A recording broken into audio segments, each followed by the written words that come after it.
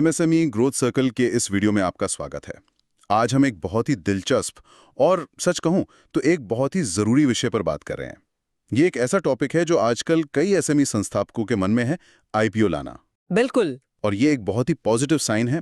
इसका मतलब है कि फाउंडर्स की सोच अब सिर्फ बिजनेस चलाने मतलब साल दर साल सर्वाइवल से आगे बढ़ रही है। हाँ, अब वो लॉन्ग टर्म वैल्यू बनाने पर जा रहे हैं। ये एक बहुत बड़ा माइंडसेट शिफ्ट है। बिल्कुल। लेकिन हमारे पास जो सामग्री है वो एक बहुत ही चुभता हुआ सवाल उठाती है। जब ज्यादातर एसएमई फाउंडर्स आईपीओ का सपना देखते हैं तो क्या वे वाकई इसके लिए तैयार होते हैं? और जो रिसर्च हमने देखी है उसके मुताबिक अक्सर जवाब होता है नहीं। हाँ, नहीं। अब यहाँ सवाल ये उठता है कि ऐसा क्यों है? मतलब ये एम्बिशन की कमी तो नहीं है? बिल्कुल नहीं। ये क्षमता या एम्बिशन की कमी के बारे में है ही नहीं। यह आईपीओ की तैयारी को मतलब फंडामेंटली गलत समझने के बारे में है। ज्यादातर लोग सोचते हैं कि ये बस एक फाइनेंशियल इवेंट है। हाँ, कुछ दस्तावेज तैयार करने हैं, इन्वेस्टमेंट बैंकरों से मिलना है और हो गया। एग्जैक्टली। लेकिन असल में ये बिजनेस के डीएनए को बदलने की प्रक्रिया है। एक प्राइवेट कंपनी से एक पब्लिक इंस्टीट्यूशन बनने का ट्रांसफॉर्मेशन।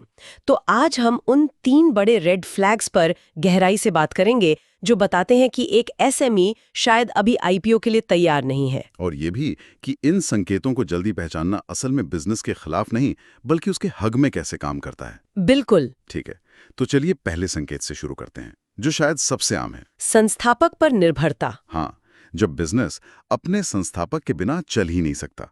अब सुनने में ये बहुत सीधा लगता है, लेकिन जब मैं ये कहता हूं तो कई फाउंडर्स इसे कॉम्प्लीमेंट की तरह लेते हैं। उन्हें लगता है हाँ, मेरे बिना तो पत्ता भी नहीं हिलता, मैं ही बिजनेस हूं। सही बात है।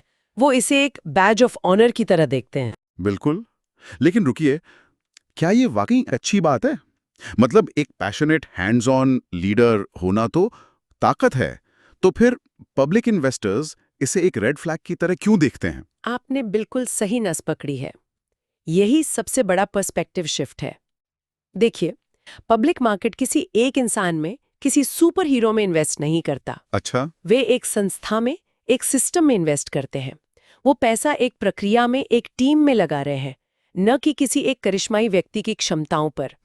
इसको ऐसे सोचिए, क्या वो एक बेहतरीन कार खरीद रहे हैं जो कोई भी चला सकता है, या वो सिर्फ एक बहुत ही काबिल ड्राइवर को किराए पर रख रहे हैं? सही है। निवेशक हमेशा कार खरीदना चाहते हैं, ड्राइवर नहीं। तो अगर संस्थापक की गैर मौजूदगी में बिजनेस की रफ्तार धीमी हो जाती है या फैसले रुक जाते हैं, तो ये एक बहुत बड़ा कीमैन रिस्क है।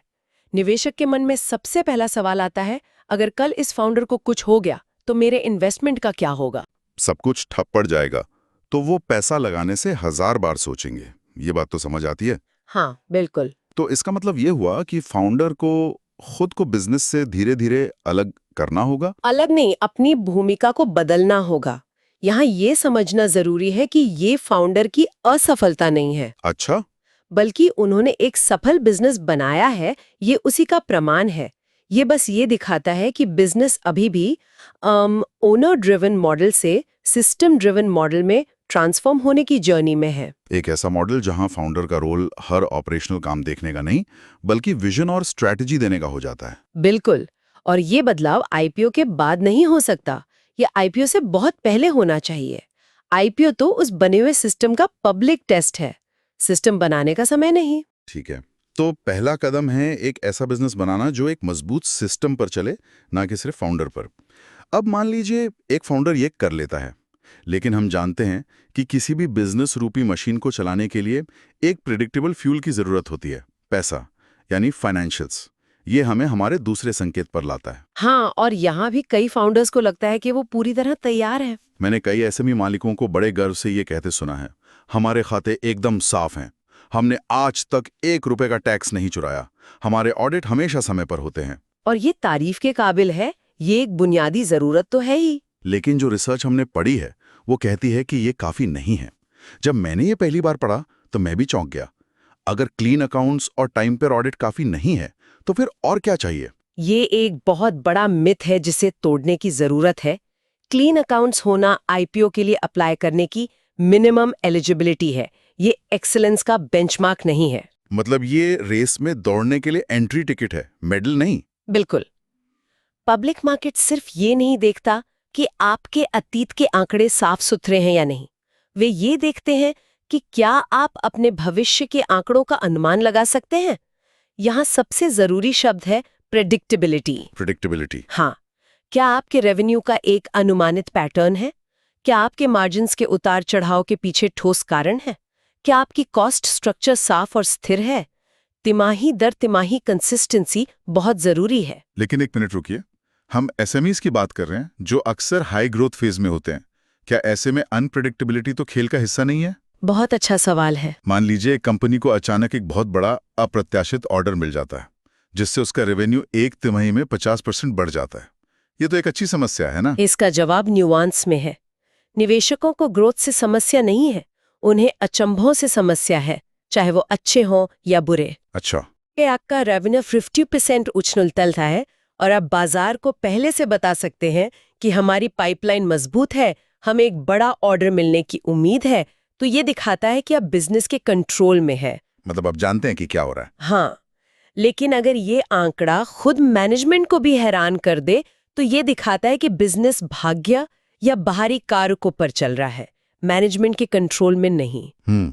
अगर आपके फाइनेंशियल नंबर्स हर तिमाही आपको ही सरप्राइज करते हैं तो वो बाजार को भी सरप्राइज करेंगे, और बाजार को सरप्राइजेस बिल्कुल पसंद नहीं है। तो अनप्रेडिक्टेबिलिटी को अस्थिरता के तौर पर देखा जाता है। बिल्कुल, और अस्थिरता रिस्क को बढ़ाती है। निवेशक तेजी से भागती हुई एक अनियंत्रित कार में बैठने के बजाय एक स्थिर रफ्तार से चलती हुई नियंत्रित गाड़ी में बैठना पसंद करते हैं। ये बात समझ में आई। तो ये डेस्टिनेशन से ज्यादा सफर के बारे में है, ये दिखाने के बारे में कि स्टीयरिंग व्हील हर समय आपके हाथ में था। बिल्कुल सही। ठीक है, तो एक मजबूत सिस्टम, प्रिडिक्टेबल फाइनेंशियल्स, ये काफी मजबूत नींव लगती है। लेकिन इन सबको एक साथ जोड़ने वाला एक ऑपरेटिंग सिस्टम भी तो चाहिए। हाँ, गवर्नेंस। और ये हमें हमारे तीसरे संकेत पर लाता है, गवर्नेंस। और यहां भी एक बहुत बड़ा भ्रम है। लोग सोचते हैं अरे गवर्नेंस तो हो जाएगी, बोर्ड बना लेंगे, कुछ इंडिपेंडेंट डायरेक्टर्स रख लेंगे और काम हो गया। बिल्कुल, और ये शायद तीनों में सबसे सूक्ष्म लेकिन सबसे महत्वपूर्ण बिंदु है। जो सामग्री हमने देखी है वो साफ करती है कि गवर्नेंस सिर्फ कागज पर बने स्ट्रक्चर या पॉलिसी का नाम नहीं है। तो फिर क्या है? गवर्नेंस का असली टेस्ट तब होता है जब कंपनी दबाव में होती है। मैं आपको एक एनालॉजी देती हूँ। गवर्नेंस वो रूल बुक नहीं है जिसे आप अलमारी में रखते हैं, ये ऑर्गेनाइजेशन की मसल मेमोरी है। Muscle memory? हाँ, जब बाजार आपको मुंह पर एक जोरदार मुक्का मारता है तो आपकी कंपनी इंस्टिंक्टिवली क्या करती है? क्या वो घबराकर हाथ पैर मारती है या वो अपनी ट्रेन्ड रिफ्लेक्सेस पर भरोसा करती है? वही असली गवर्नेंस है। वाह, ये तो बहुत अच्छा उदाहरण है। जब कोई संकट आता है, जब कोई मुश्किल फैसला लेना होता है, तब पता चलता है कि निर्णय कैसे लिए जाते हैं, भावनाओं और आवेग में या प्रक्रिया और सिद्धांतों के आधार पर। क्या आप इसका कोई असली दुनिया का उदाहरण दे सकती हैं? ये थोड़ा एब्स्ट्रैक्ट लगता है। जरूर। आईपीओ के बाद एक फाउंडर से मेरी बात हो रही थी। उन्होंने कहा, सबसे मुश्किल काम रोड शो नहीं था, सबसे मुश्किल था अपनी पत्नी को ये समझाना कि मैं अब अपनी मर्जी से अचानक 20 लाख रुपए का मार्केटिंग एक्सपेंस अप्रूव क्यों नहीं कर सकता, जैसा मैं पहले करता था। अच्छा। हर निर्णय अब एक माइक्रोस्कोप के नीचे था। जो व्यवहार एक प्राइवेट कंपनी में एंटरप्रेन्योरियल फ्रीडम कहलाता था, वही पब्लिक कंपनी में खराब गवर्नेंस का टैग ले सकता था। सही बात है।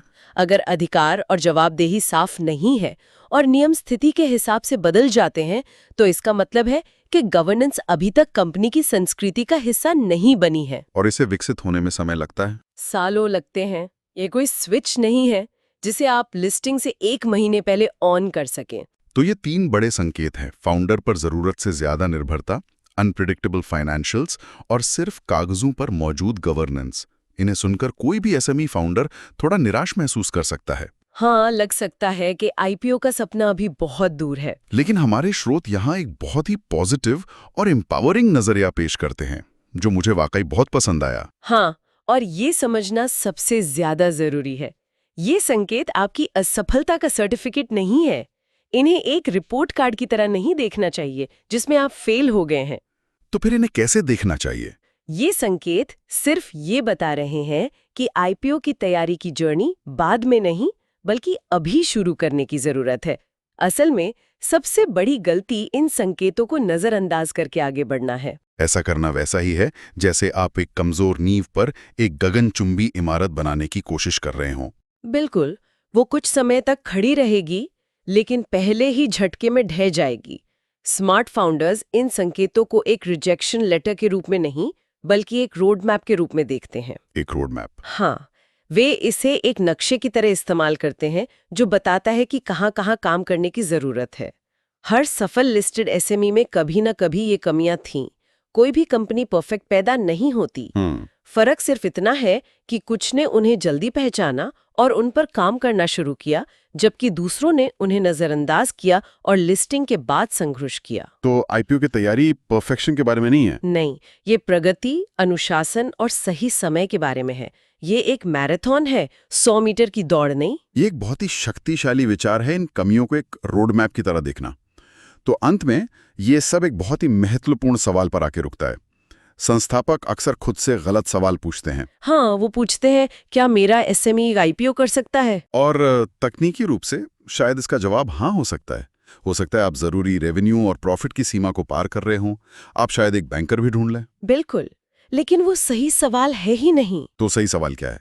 जो स्रोत हमने देखे हैं, उनके अनुसार सही सवाल यह है, क्या मेरा एसएमई एक पब्लिक कंपनी के रूप में रहने के लिए तैयार है? वाह, इन दोनों सवालों में तो जमीन आसमान का फर्क है। बहुत बड़ा फर्क है। आईपीओ करना एक घटना है, एक इवेंट है जो कुछ महीनों तक चलता है, लेकिन एक पब्लिक कंपनी के रूप में रहना एक जीवन भर की प्रतिबद्धता है, एक लाइफस्टाइल चेंज है। मतलब आईपीओ करना एक शादी करने जैसा है और पब्लिक कंपनी बनकर रहना उस शादी को निभाने जैसा है। बिल्कुल सही एनालॉजी है। ये हर तिमाही बाजार की उम्मीदों पर खरा उतरने, हर नियम का पालन करने और 24 घंटे सार्वजनिक जांच के लिए तैयार रहने के बारे में है। और अगर आज इस सवाल का जवाब अभी नहीं है, तो ये कोई झटका नहीं है, ये असल में एक बहुत बड़ा फायदा है। फायदा कैसे? क्योंकि इसका मतलब है कि तैयारी, शांति और रणनीति के साथ शुरू की जा सकती है, बिना किसी जल्दबाजी के दबाव के। आप अपनी कंपनी की नींव को इतना मजबूत कर सकते हैं कि जब आप पब्लिक हो तो आप सिर्फ टिके न रहें, बल्कि तरक्की करें। फ्री एसएमई आईपीओ वेबिनार और स्मार्ट एमएसएमई फाउंडेशन प्रोग्राम के लिंक नीचे डिस्क्रिप्शन में है। अगर आपको ये वीडियो पसंद आया है तो please like, share and subscribe करना ना भूलें।